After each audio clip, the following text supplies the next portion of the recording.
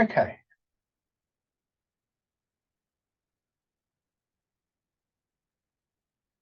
Just stand comfortably. If you're used to this, then you have an idea of what it can feel like. If you're new, feet are hip width apart, weight a little bit forward. Just very gently let your hips settle down and try and have a little sense of how you're supporting yourself, your legs supporting your body, but also your back supporting the front of your body. And internally, your skeleton supporting everything from inside. So just allowing the outer regions, if you like, think of it like that, of your body.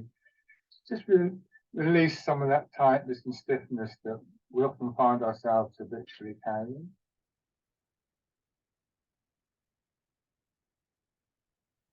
And then starting to turn in the center of your body.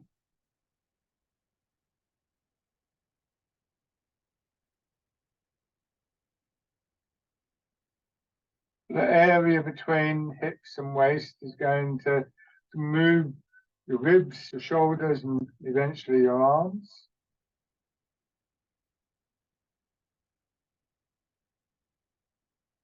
Your arms can just hang from your shoulders,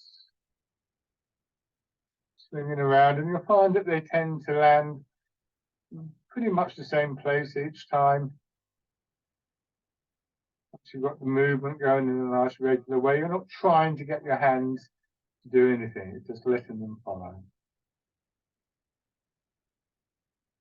If it helps you to focus on your breathing, just give yourself a chance to observe your breath. Don't try and breathe in any particular way.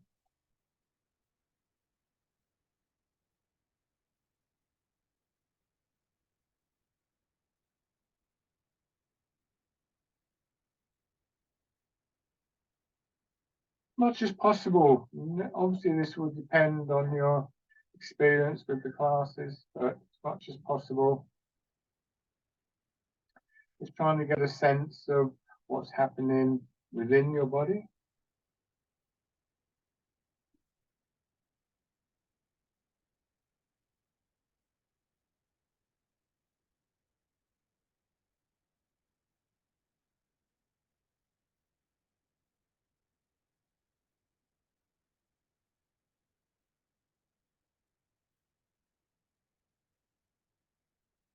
The rhythm that slowly starts to come through is one of the things that helps to give you this feeling of what we call connection in your body. So, moving your hips, say, that affects your shoulders, for instance. Later, when we move the weight, that will affect your hips and so on. But not just in that kind of linear sense, but also trying to feel that the movement has some kind of depth to it, not just breadth and width, length and width.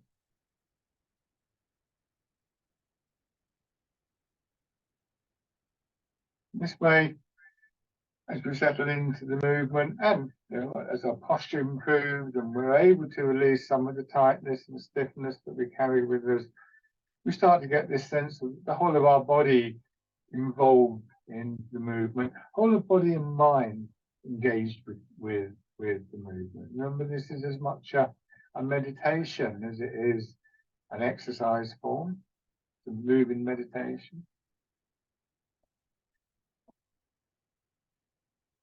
Just drawing your attention in, recognizing that it's never going to stay there, and not forcing it, not sort of trying to kind of hammer a nail into it or something like that.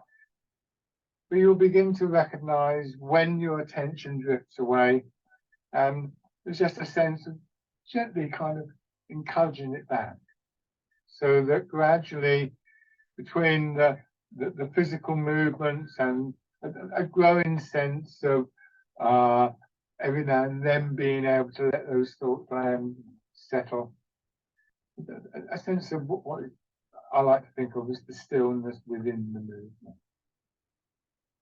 Basic posture for this one, as I said, your hips hanging back. There is obviously going to be a slight curve in your knees, but try not to think of bending your knees. Your knees would bend quite naturally, of course, and particularly for newer people, we don't want that to be a how can I put it, a kind of key thing to focus on. What you're going to end up doing at that point is straining in your knees. So joints like your ankles, your knees, your hips, soften. Remember, joints in your body are the spaces between the bones, and those spaces are filled with synovial fluid.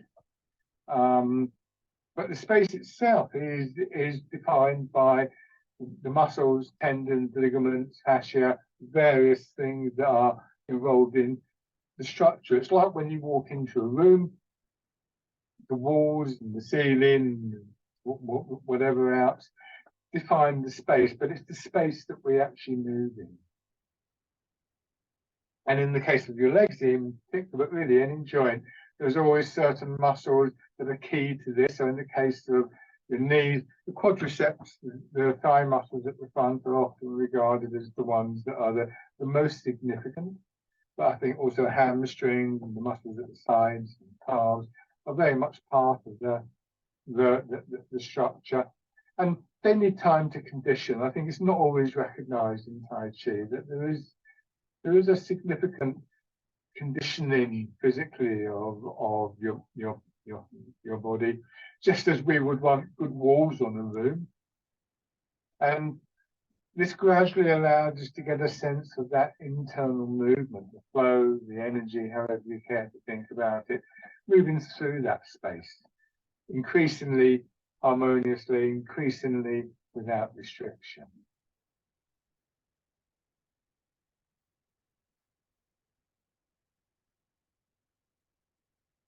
Remember, movement covers lots of things. The movement you can see, movement of individual processes like breathing and digestion, and the overall sense of your body moving as one unit. Imagine if you have a bottle of water, for instance, here. You can't see it, but there's water in. But if I do that, everything moves. The whole shape of the bottle will change, and so on and so forth. So there's many different levels you can be aware of these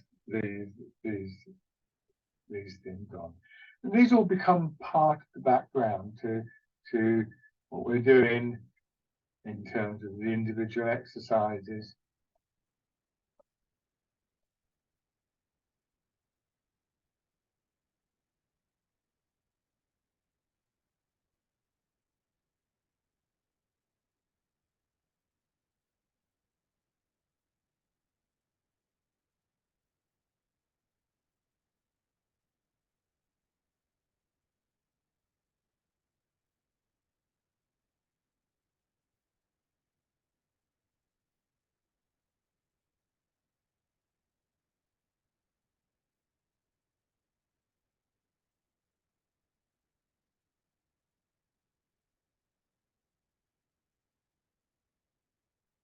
Raise your arms a little bit. Hands are palm up, no higher than your shoulders, elbows hanging down so you can feel still the weight of your arms.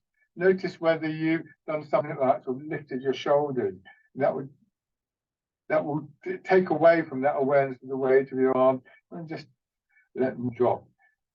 And again, don't underestimate what's required for that. If most of us habitually sort of lift our shoulders like that to one degree or another, which means that when we go from this to this, there's a bit of a pull there. It's not always comfortable to begin with, and you won't maintain it, you won't keep it.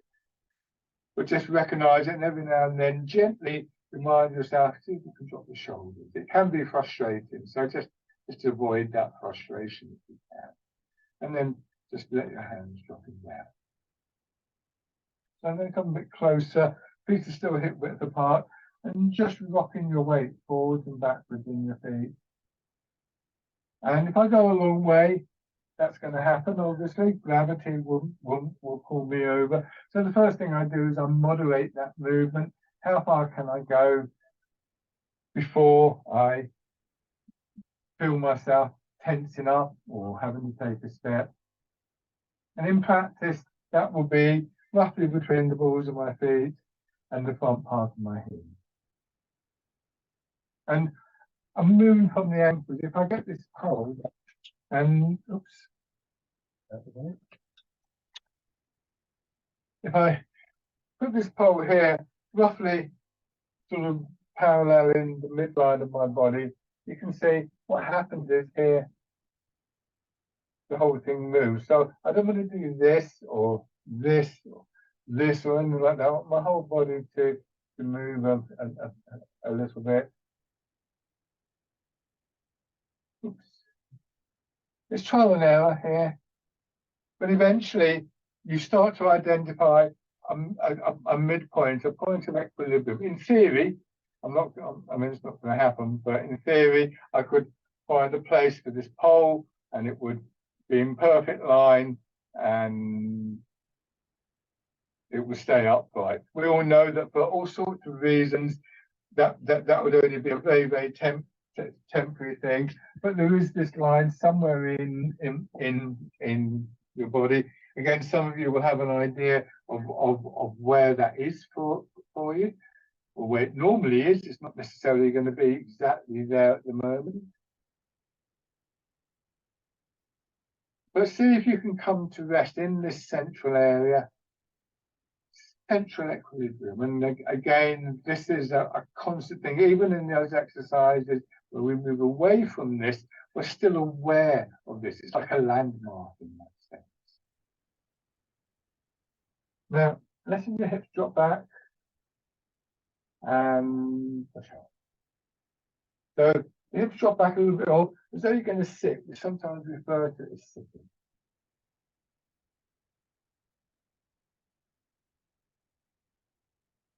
Sinking down just a little bit until you feel your legs wanting to push you up. And then at a certain point, gravity will take over and the balance will tip and you'll go down again.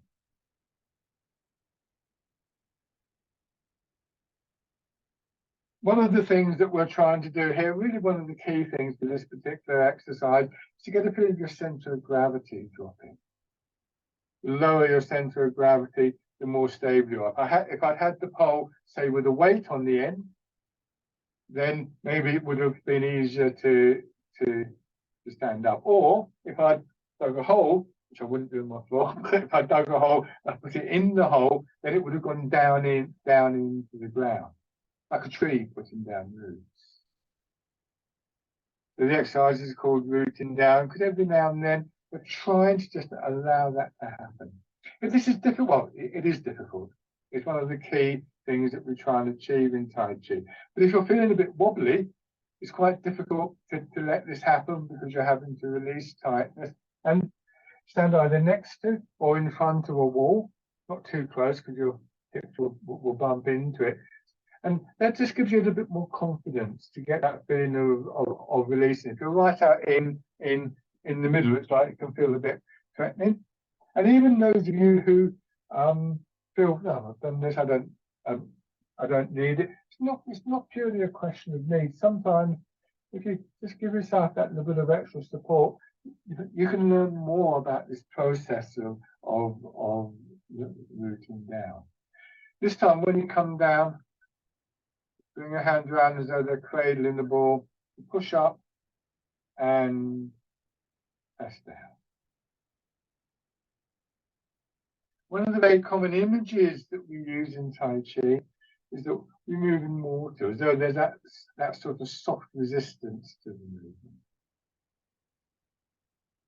We use a variety of images, and don't think that all of them are going to work for you, certainly not straight away.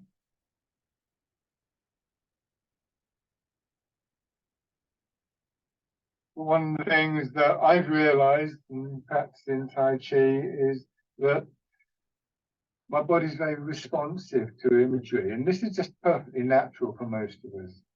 You see a photograph, you get a reaction to it. Maybe it's you see a photograph of you on holiday with some friends, and you smile, or you feel different, that kind of thing. And so It's one of the really important ways that we use our trained mind to gently affect our body physically. This time changing, same thing in your hip, but your hands coming out to the sides. This is a movement called the wild goose. So if the image of the bird in flight has any meaning to you, the smoothness, the grace, maybe even the memory evoked. But try not to get distracted by that. Oh, I remember when I saw the geese, and we were, oh yeah, no, so and so was that. Don't enter into a dialogue. Just try and feel that the quality begins to pervade your body a little bit. But try and keep your conscious attention on the movements that you're doing, your posture, quality of the movement within your body, and whatever sensations are arising for you as you do this. And then parting the clouds. Let your hands drop down, cross in front of your belly and push up. This has a slightly more expansive feel. For a long time, I really didn't understand where the name came from. And then I realized it has this lovely opening quality. If you have one of these grey days with low cloud and a bit miserable, and then suddenly the sun comes out, everything seems to sort of open up a little bit. And it has that sort of thing about it.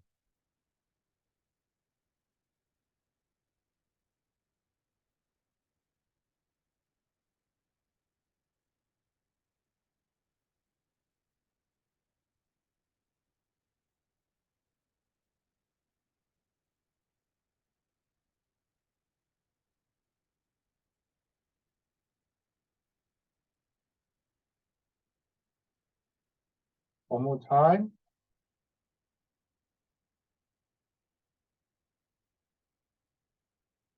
Letting your arms drop down just for a moment once again. See if you can feel the weight of your arms hanging down. And then one side, elbow leading your wrist, wrist leading your fingers, pushing up a little bit and pulling down. It's called Dragon Plucks the Stars from the Sky. I'm just going to adjust the camera slightly. And on the other side, pushing up and sinking down. It's like you're plucking some fruit off a tree, a soft fruit. So rather than gripping hard here, your fingers wrap around, leaving a space in the middle, you rotate, and then you pull down. You don't want to crush the fruit in your hand. On the other side.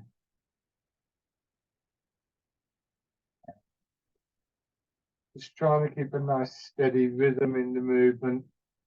Recognizing perhaps that we often habitually overlook the withdrawn movements, those movements and actions, maybe even thoughts that bring our attention into our body, that quieten us down.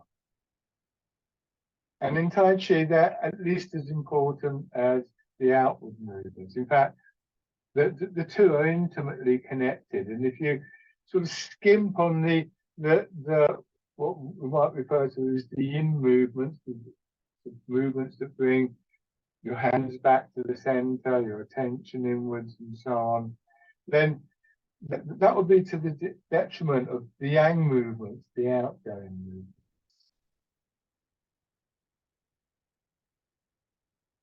Do one more on each side. This is Dragon Plucks the Stars from the Sky.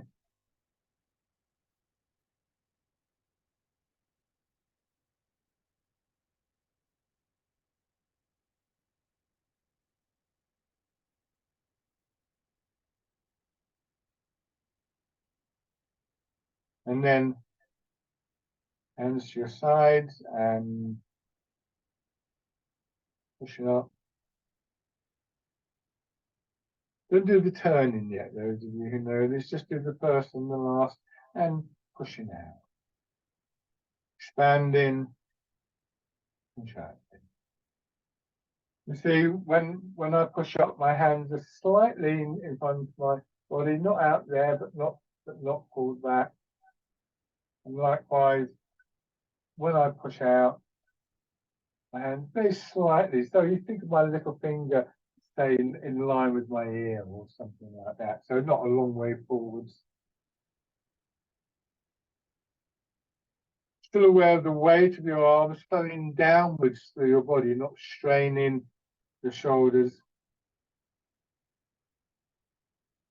And this time, without losing that feeling in your arms, turning in the center of your body and back. So when we move in the center of our body, we affect the whole of the body.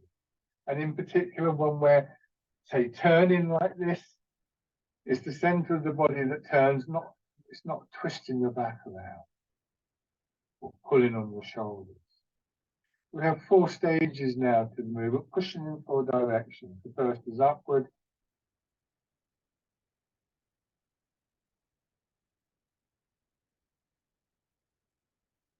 The middle 2 are the push out with the turn in either direction. It doesn't matter which way you turn, first of all.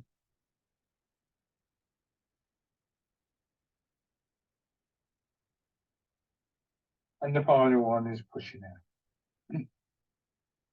And again, just trying to recognize what's happening within your body. And again, particularly people a bit more familiar with the shape of the exercises, the patterns, maybe even just identifying those movements that maybe sort of like are good for your shoulders or your back, or wherever you feel you need to get that feeling of release and tightness. Each movement that we make has its own unique sort of patterns within your body.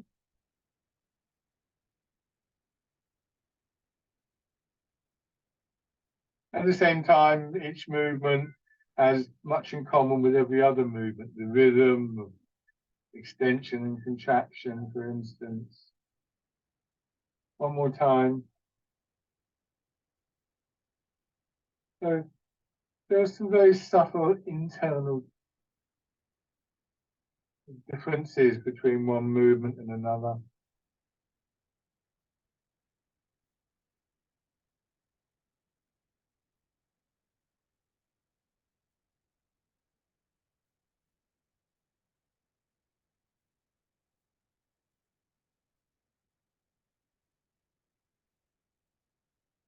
Now, letting your hands drop down and pushing one hand out to the side and just let it curve up until it comes up slightly above your head in line with pull of gravity. If it's not comfortable going that high up, by the way, you can absolutely do this smaller. It might just be better to do that. It's quite strong on the shoulder.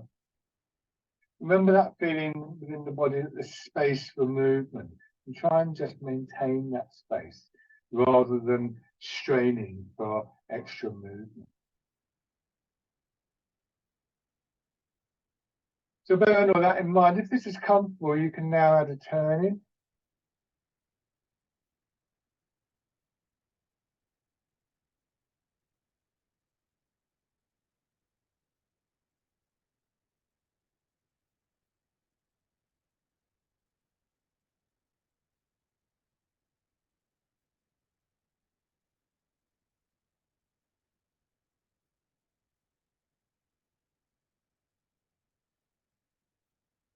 Change to the other side. Notice any difference between one side and another, which is very common.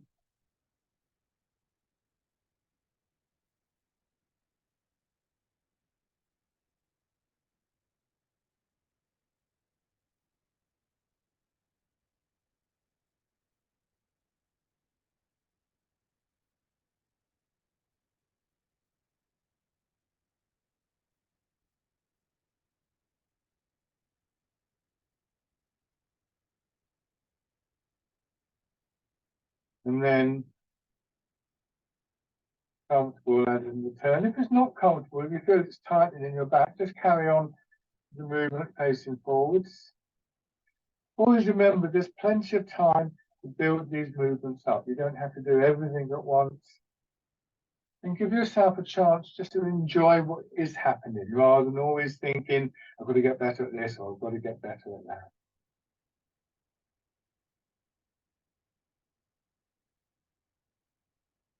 Now, sinking down, push up. This time your hands coming out a little bit.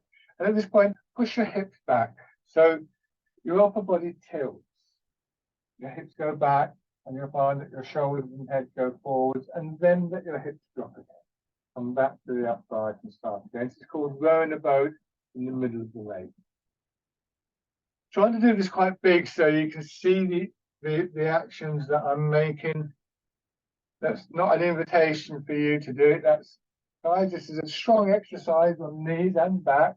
And it's fine just to do this.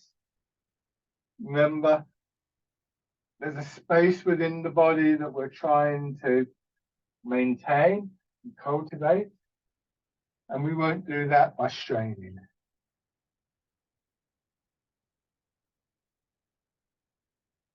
Rowing a boat in the middle of the lake.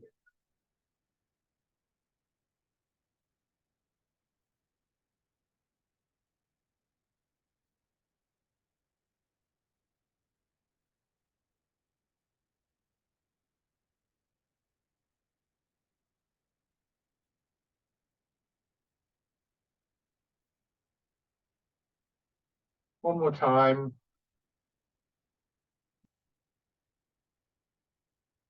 And then still using the hips in that way, but adding in a horizontal rotation. You turn, and as your hips go back, your hands get pushed forwards.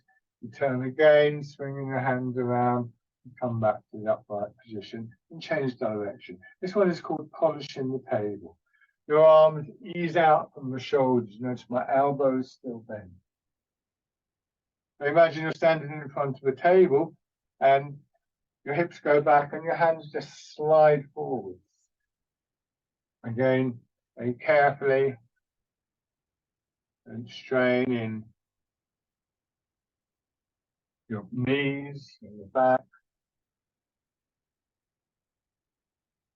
Notice how you're able at times to come back to the upright position just by dropping the hips down, not straining the neck or your shoulders to lift yourself up. One more on each side.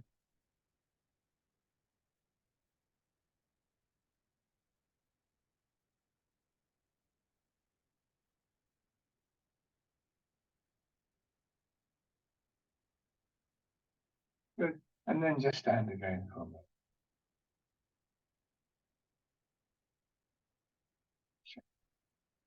So Tai Chi is a mind-body practice.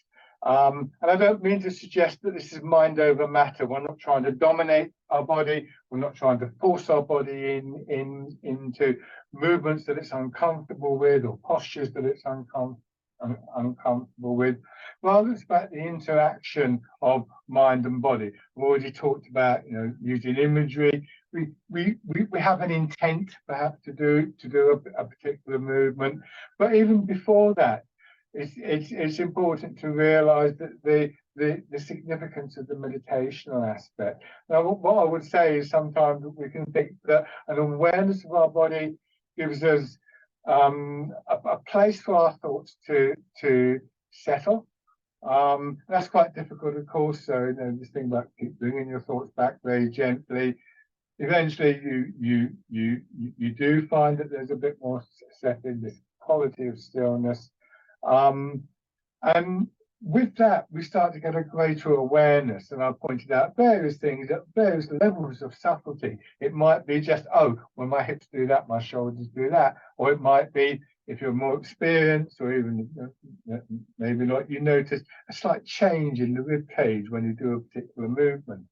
But that awareness gives us a chance to work creatively and gently with our body.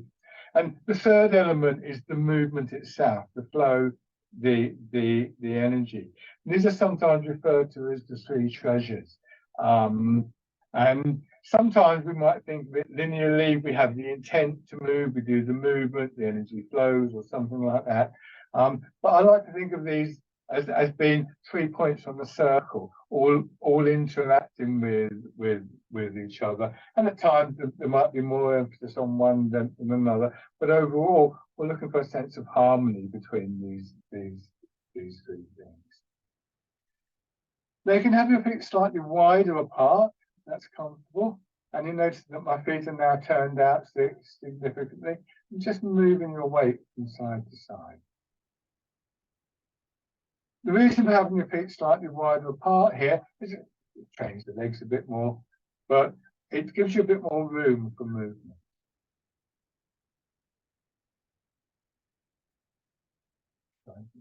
I'll line myself up with the camera. The camera's been slightly out of line.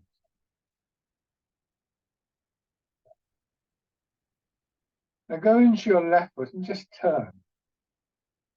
And you're going to turn towards the direction of the foot and no further than that. Maybe not as much as that, but you're not going to be right out here. And then you go back and you turn. Earlier I had that pole and I talked about the center line. What you want to feel is that you can swing around that center line. The image sometimes uses a weather vane, just blowing gently in the wind. So it's quite a light movement. Bring your hands in front of you. Just feel them moving with the body.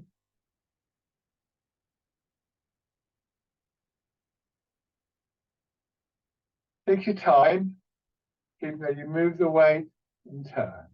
You move the weight and turn. And what will happen eventually is that these, when we talk about different movements that build up into one movement, one exercise, generally speaking, most of those movements will overlap a little bit at the edges. So as I move across, I can begin to turn, but still the main part of the turn is as I settle into this leg. Then I move across and I turn a little bit, but still the main part is here. What they should never do is obscure each other. They should never eclipse each other.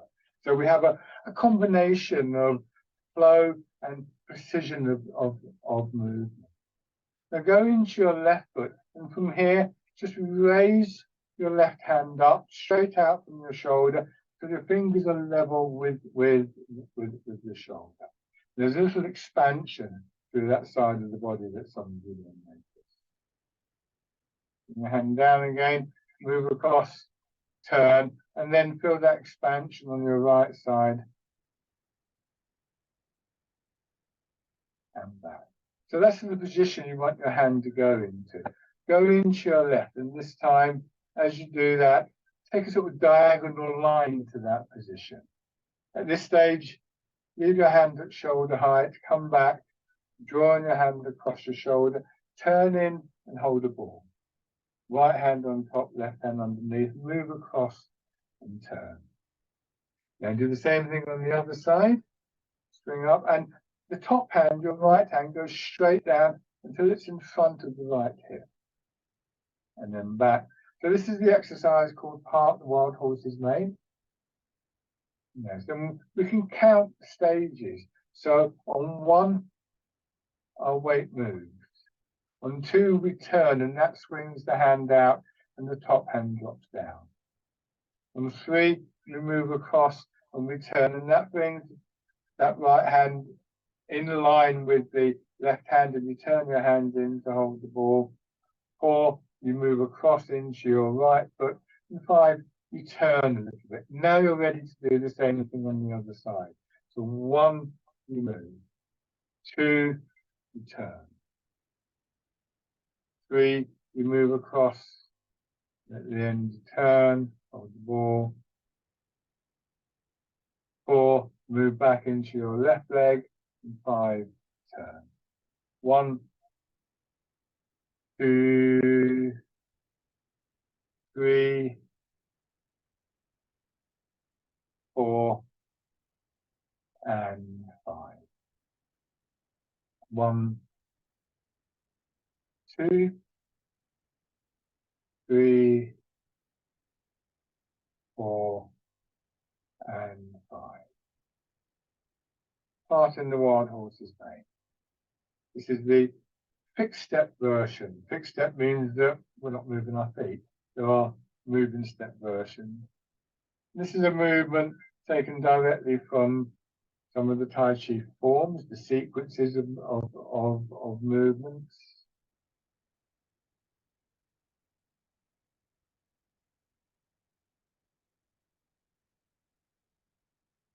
Again, particularly those of you more familiar with the pattern, where are the areas of your body expanding? Where are the areas contracting at each stage of the movement?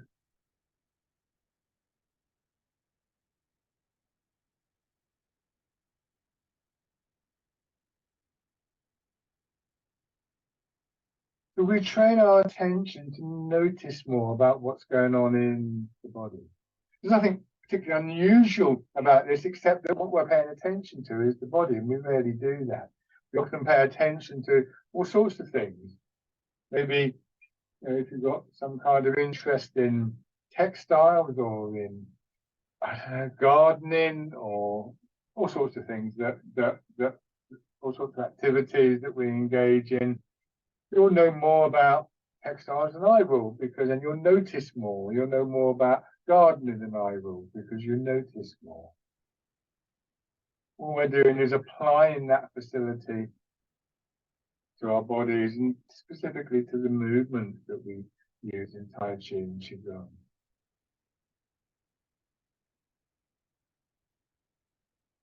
And benefiting in both mind and body because of that.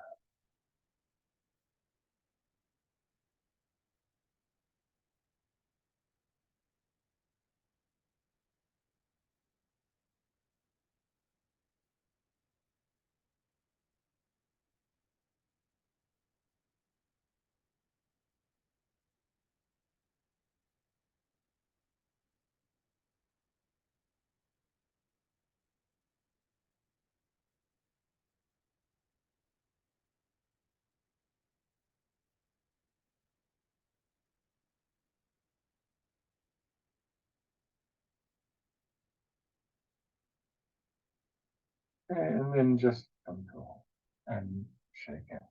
In Chinese medicine, going back to these three treasures, it said that our thoughts, our mind, our intent move the energy, the flow, and our body follows the movement. It's another indication of how significant if you like, the meditational aspect, the mind aspect of what we're doing is. As I said, I like to think of it in a circle, but there are plenty of other ways of actually looking at this. Now we're going to change the stance again, back to the normal hip width stance. We use hip width because if I do this, I can do it. You can sink down and so on and so forth. It's just as harder. So this is a good stance for getting the experience of rooting down. There's space. I sometimes think of my pelvis dropping down between my legs like a bucket hanging from a whale. And one of the things we're trying to do is to actually get away from the idea that we somehow have to strain to stand up. And that's a very difficult thing to do. And if you've had some kind of injury, perhaps, or you have some kind of condition that has meant that you've had to strain, maybe you had trouble with one leg, so you're more on one leg than another, then that's going to be even more habitual. So go nice and gently. You can't just take away whatever support you've got and hope for the best. You've got to give time for the other ways of being supported to build up. Now turn one foot out and step straight forward with the other foot. It's roughly as though you're standing on the diagonal corners of a square. And that back foot, the angle you can play around with it a little bit. Now, once again, transferring your weight from one foot to another. You're going to about 60% of your weight in the front leg. You don't want the knee to overextend, and maybe as much as 70 in the back at this point. Just giving yourself a moment of resting on each leg so that you give yourself a chance to sink down. Just as in the previous exercises, for some of them, we were sinking down until we felt the legs start to push us up. That takes a few moments as a rule. What we're doing in this exercise is we're sinking, say, into the back leg. We wait until we feel the push up, but instead of allowing ourselves to go up significantly, we have the intent, the idea that that movement's going to go forward. And then the same thing in the front leg. Try not to come up, try not to stiffen your knees. So as you move, you keep the sense of the root, you keep the stability. Now, the other thing is to be clear about where your weight is going. If I'm in my back leg and I move my weight over there, for instance, there's nothing there to support me. So imagine a line from one foot to another, or if you've got a sense of where your point of equilibrium is from one point to another, and think of it as being a bit like a narrow bridge over a stream. When you're out for a walk, you come to this bridge, and you have to sort of focus a little bit on the bank so that you don't fall in the stream. So you're walking along, chatting to somebody about, oh, hold on, let's concentrate on this, and just gently bring in that gathered awareness to that action. When you go back this time, put your toes up in the front foot, and you'll find more of the weight goes down. Now I've got my front foot turned out a little bit. Push your back knee forwards so your heel comes up. Both of those actions will start to give you a sensation of dropping in your hips, especially when the back knee pushes inwards. So the upward movement of your toes or your heel doesn't involve your shoulders or your back directly, but does give you this sense of more of a drop through your hips. And gradually, more of your weight filling in through each leg.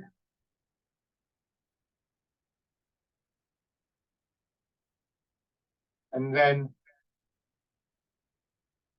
if you're comfortable with this, just stepping in and step out. And then step in and out. Now, don't rush this. As my toes come up, I want to know, are my hips still level? Are my shoulders still level? Am I sinking down? So I don't want to get to here and kind of go, oh, I've got to move now, because that's when I'll start to lose the alignment of the body. When you step back, it's going to be the ball of your foot go down first. Remember, those of you again more experienced, we plant the foot. When you go forwards, it's the heel goes down first.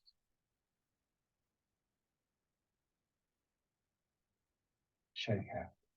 Now again, if you feel a bit unstable, or if you want to explore this exercise more deeply, and it has many different levels, go next to a wall and just still feel what happens, little changes in your body in one way or another. Somebody commented once that it can sometimes feel like gravity shifting, and of course it's not, but you know, it's our body shifting. These are not static exercises. So now have your other foot forward, go through the same process again. First of all, fixed step. Notice if you've got this urge to kind of rush into the next step in. You've got plenty of time, take it stage by stage. Each stage of these movements has something to offer us. And I've been doing this exercise for 40 years now. And yet I still don't feel I've sort of fully explored.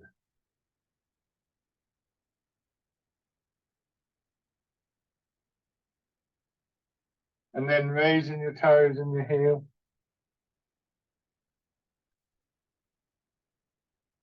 And again, those of you more experienced, I know we do other exercises with this. This is very, very basic. But do give this exercise time and consideration. Sometimes it's very, very good to come back to something very basic and to realize what in some ways we may have overlooked, or to realize that actually in doing other movements, other exercises, we've gained a new perspective and we come back and we have a fresh look at this and we notice something more, something different. Stepping in.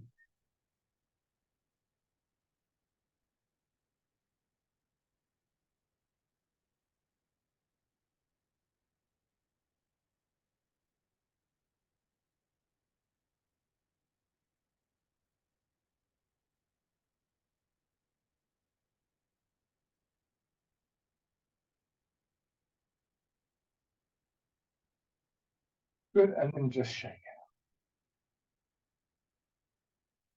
So we're going to use those movements once again to move our arms. Never forgetting that it's one thing to move in your legs. It's quite another to feel that that movement is somehow transmitted through your body. The saying in Tai Chi, and it's very important, is that the movement is rooted in the feet with this dropping of our center of gravity, released or transmitted by our legs, and we can think about the movement of the weight as being one of those processes.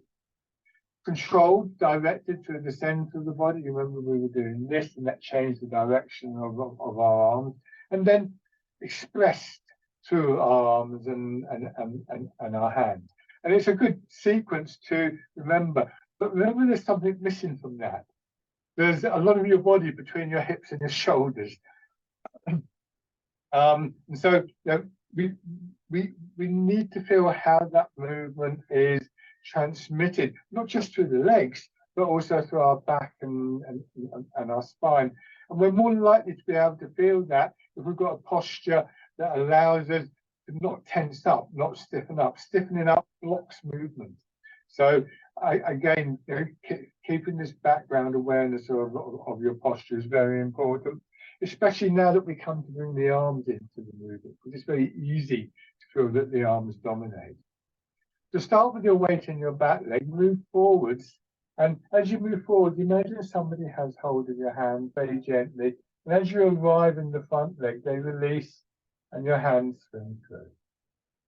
Now imagine somebody has hold of your hands at the front, you go back, and again your hands are released and they swing through.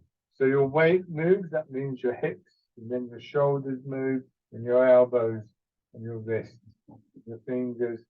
And we start again to let those stages overlap a little bit, and we start to feel the movement transmitted from the ground, from our feet, right into our fingertips. This is fisherman castanet.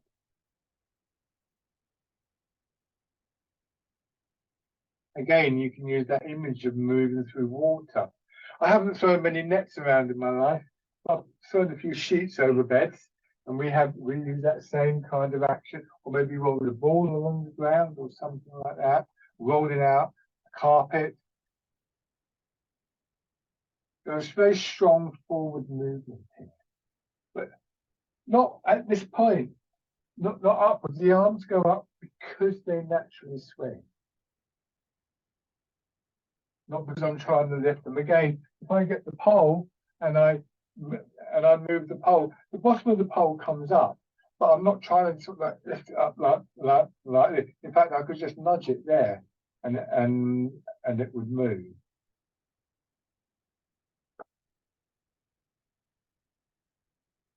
Now, this time, as you go back, turn to your left, and then as you go forwards, turn back to the front.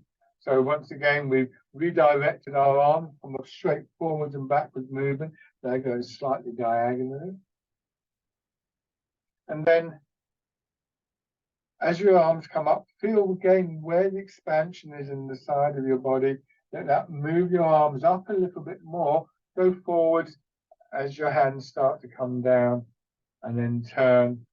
So that with the combination of the movement of your weight and the turn in your center, you're starting to build this, what we could call a sideways figure of 8 movement, or an infinity sign.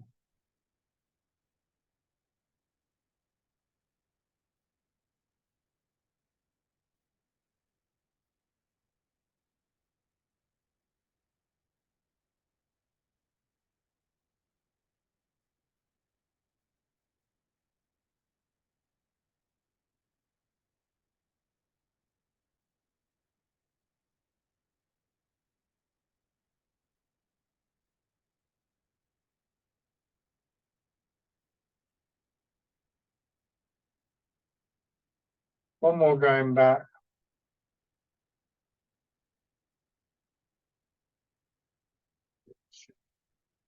So change your stance. You're going to have your left foot forwards. Make sure you've got plenty of room to move your weight, but not a huge stride, because that will make the stepping and things differently. Roughly speaking, I would say you've got about the sort of length of one foot in between your back toes and your front heel. Maybe a little bit more, maybe a little bit less. You'll find that as you settle down more, you can have a slightly longer step. Start with your weight in your back foot, ease forward, settle into the front foot, and feel your arms swing through. And once again, just let your attention rest in your body. Difficult to do that.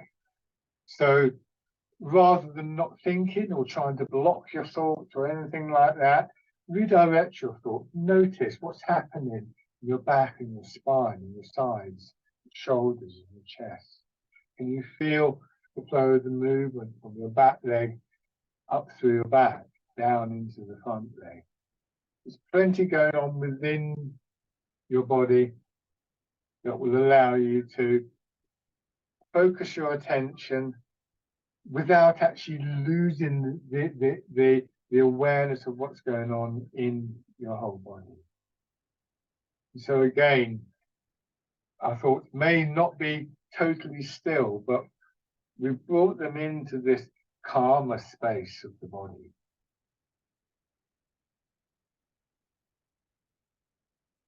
Then going back and turning.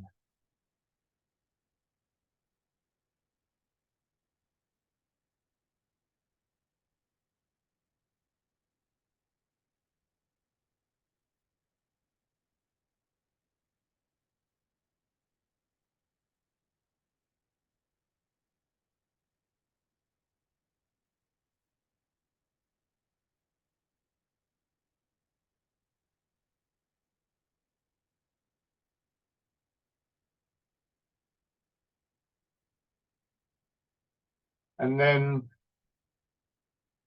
figure of eight.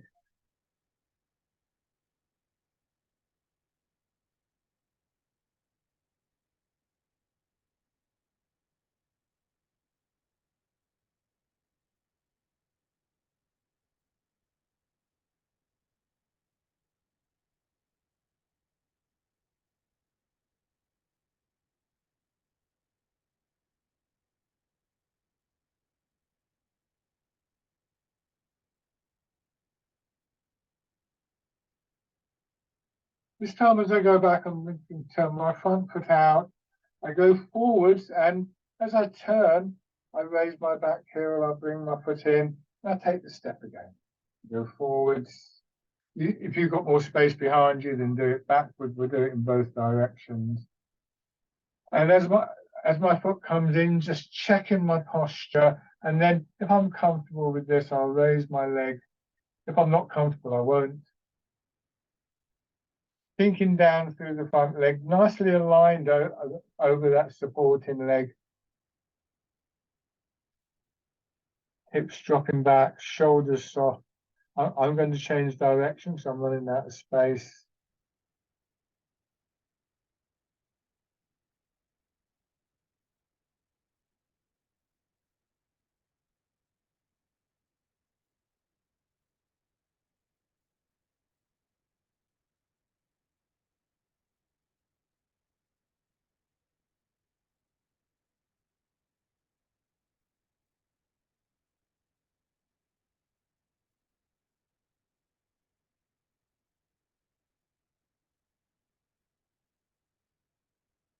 And then just come into a halt. Shake out. Rub your hands together. This is a very simple exercise. It's very useful as a way of bringing your attention into your body. Start by tapping over your face lightly with the pads of your fingers. Work up over your head and neck. Do this with one hand or with both hands. down to your shoulder, and then on the inside of your arm and up the outside. There's no special order for this. I tend to do it always in the same order. On the other side.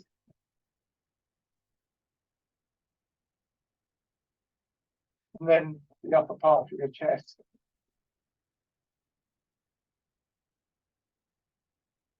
And the belly. Look around to your back. Just cover as much of your back as you can do comfortably around your hips. Your legs.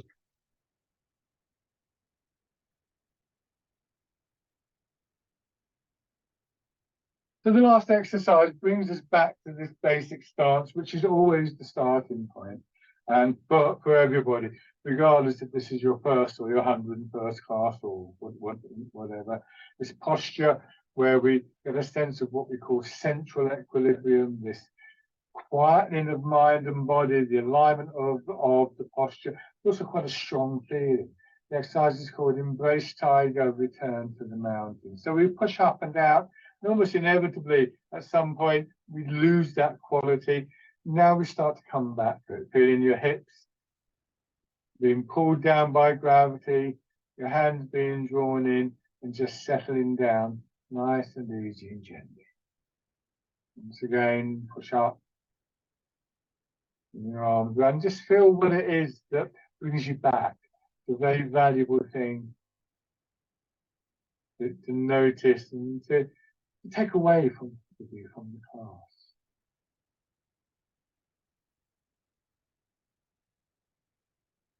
Embrace Tiger, return to the mountain.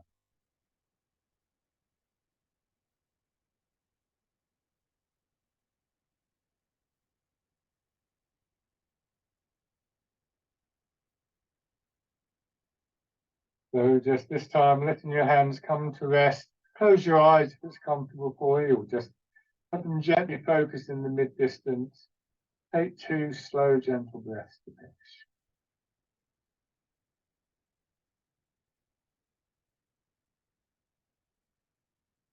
And just shake it. Thank you very much for joining in, everybody. Come in. This particular video will be up on YouTube very soon. So thank you very much.